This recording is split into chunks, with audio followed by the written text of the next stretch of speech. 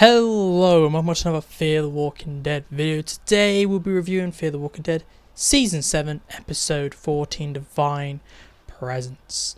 And before we get into this review, I do want to mention there will be spoilers, so be warned. And if you want to have slight spoilers, it won't be big ones, but I will want to talk about some parts of this episode. Let's get into this. So this episode is not what I thought it was. I thought this would be kind of the big Strand, big end of the arc episode, but it isn't.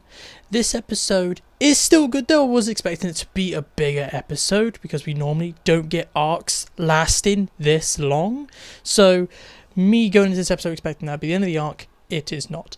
This is instead a very character focused episode, focusing solely on characters like Alicia and Strand and their relationship, and Daniel just tags along. And this is a very fun to watch episode. It's very well paced, the action is good, the plot is okay. Basically the premise of the plot is that Strand and Alicia have come up, they're gonna do a fight now, and Strand's like, come inside, let's have a talk. And Strand comes inside and he's trying to kind of arrest Alicia, trying to get her to live in the tower. And then this third villain comes up to be the new big bad, basically. And Strand and Alicia have to team up to kill him and get everyone into the tower before the walkers come. Basically, that's the premise of the episode. And Daniel just kind of tags along. Now, that's what's some bad things about this episode. And the biggest and worst thing about this episode is West, in my opinion. He drags the plot. He ruins the pacing. He takes away from the good parts of this episode to focus on the worst bit. I really don't like West. He's more annoying than Charlie, in my opinion. And Charlie's in this episode. But I didn't mind Charlie. I quite like Charlie this episode. Just because she just led there dying slowly. So I was like, oh, okay, Charlie, you're fine. But West, he really annoyed me. I hate every time he was on the screen. He just didn't make sense, his plot, and he could have been replaced by any other character and it would have been better, in my opinion. You could have given his storyline the John Dory Sr. and it would have worked better. I don't understand why West is in this episode. He doesn't add anything to the plot, he doesn't do anything, he's just really annoying. So West is definitely the worst part of this episode because he takes away from the good parts of this episode. Also, the premise of this new guy who's trying to overthrow Strand is that his troops that was Strand's just kind of snap and they're now against Strand for no reason, and it's just there to force Alicia and Strand together to be on the same side again, and it really does suck for how fast it happens.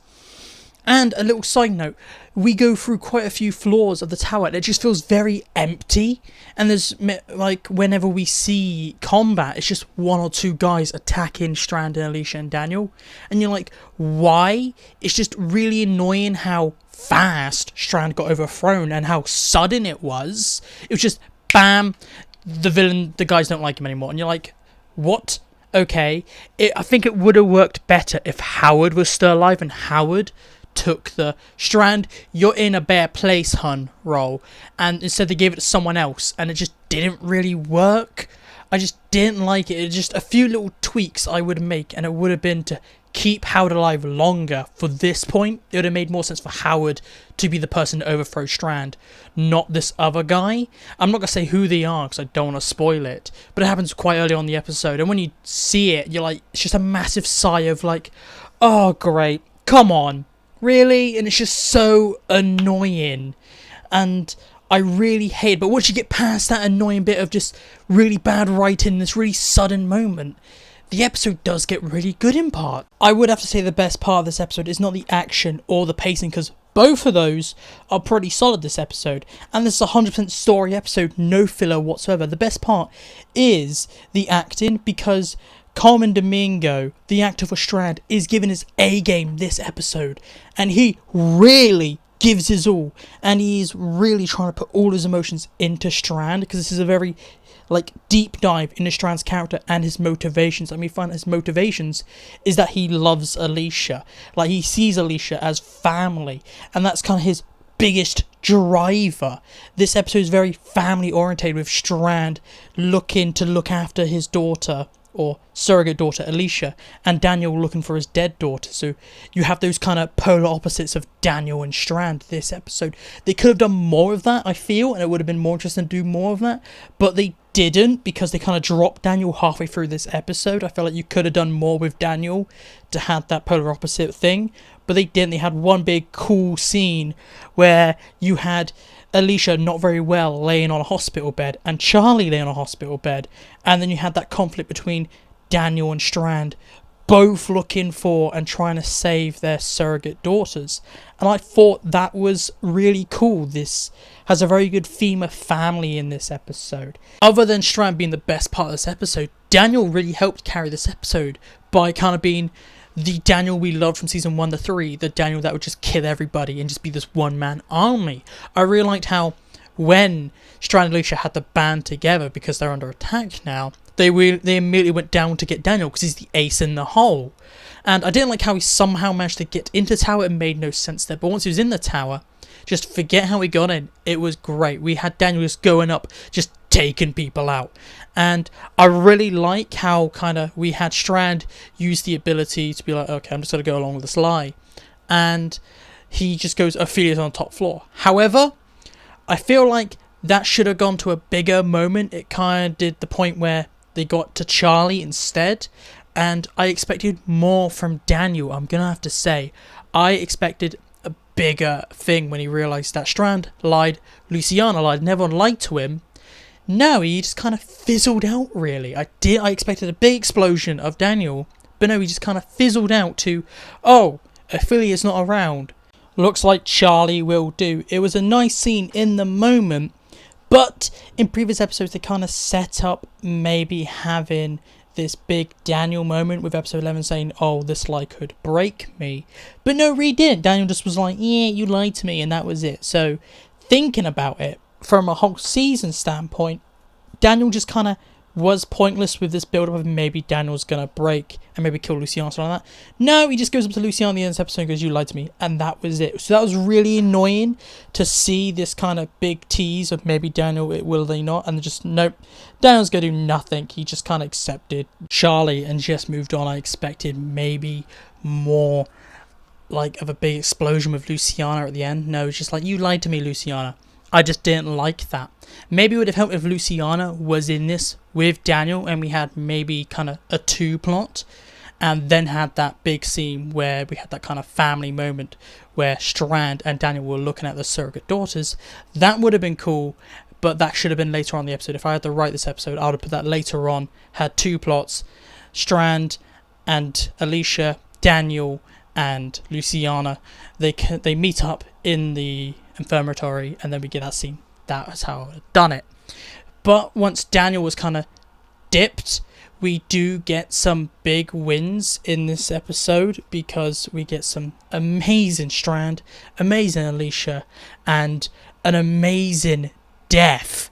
We have another death in this episode, and I really like Fear the Walking Dead for how they just kill characters off randomly. It's not like The Walking Dead where you can only kill characters off on big openers or big season finale or mid-season finales. Fear the Walking Dead is different. It's just random episodes. A major character can die, and it's so good how we had yet another character death only 2 episodes after 2 big character deaths, which is amazing. It was a very good character death. It's better than John Dory Sr.'s character death because this character death was not just kind of rushed over. It was a big moment for Strand and Alicia's characters, and they focused on the character death for once. It was very gory, and I really liked how we saw Strand in the background getting ready to do it. And it made sense for the characters to happen, and it wasn't like John Dory's character death, which was cool to watch and it was sad, but it was rushed and it didn't make much sense. Where this character death made sense, it was telegraphed, and it just really worked in my opinion. So the end of this episode had this really cool Strand versus Alicia fight. However, there are some issues. I feel like Alicia very underutilizes her prosthetic arm in fights. She doesn't do an Aaron and uses it as the main weapon. It's kind of a side weapon, like her main weapon's that other actual had. I just find that really annoying.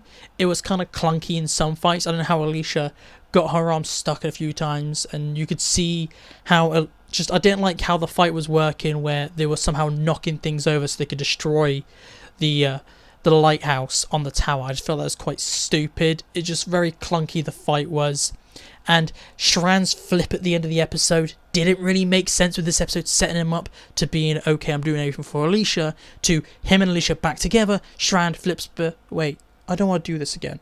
And I don't understand that. I just feel that's quite bad. So the ending wasn't very good to an otherwise very fun paced episode. Just the ending was just kind of there, just kind of a characters change for Strand. The fight felt clunky. It was cool to look at, kinda, to see two fights happen. I don't feel like we're going to get any other fights.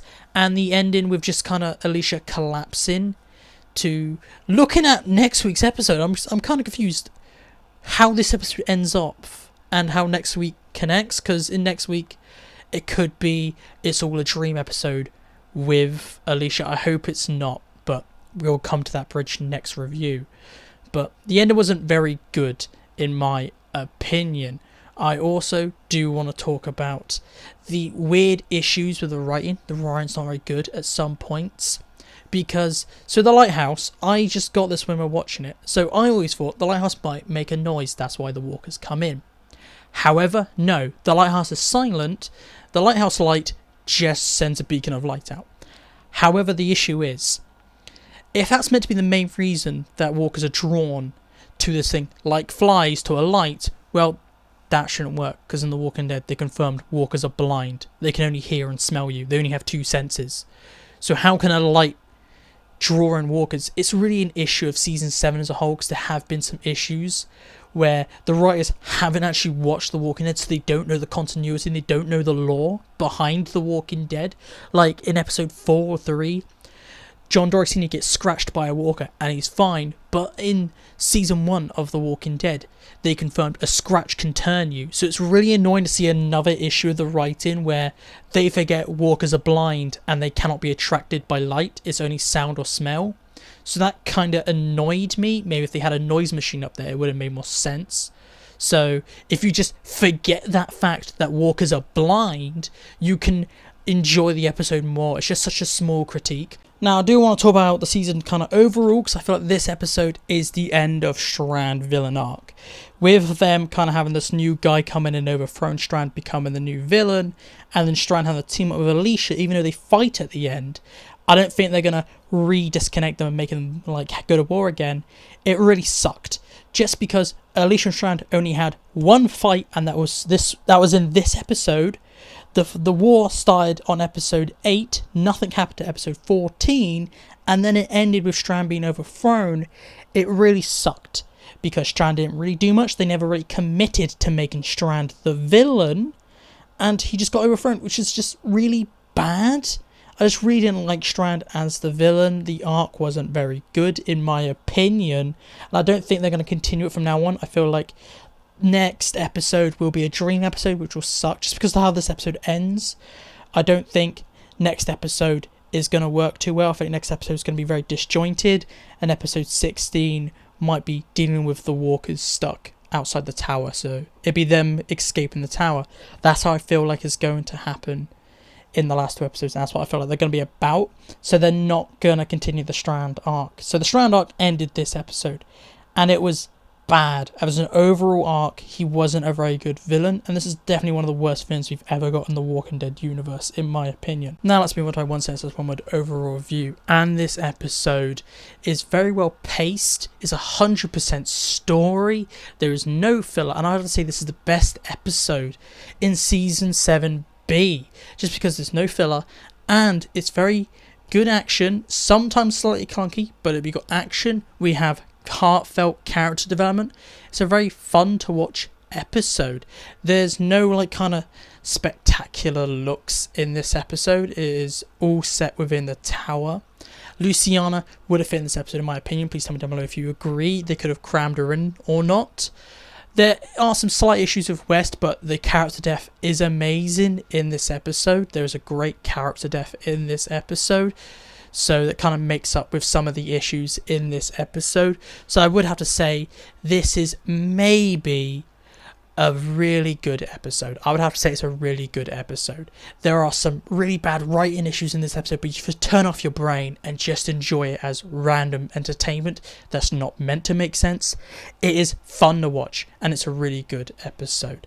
It is recommended, and I think it's a must watch just so you understand the story for what's going on and the end of the Strand arc. But please tell me down below, what do you think about the character death? Did you like it or not? Did you like the episode? Did you not like the episode? Please tell me down below all your thoughts and opinions. And if you want more Walking Dead content, look on the screen. If you want last week's review, look on the top right. And if you want the recommended, look in the bottom. And feel free to subscribe for all things Walking Dead to keep up and date on everything. And I will talk to you in the next video. So see you later.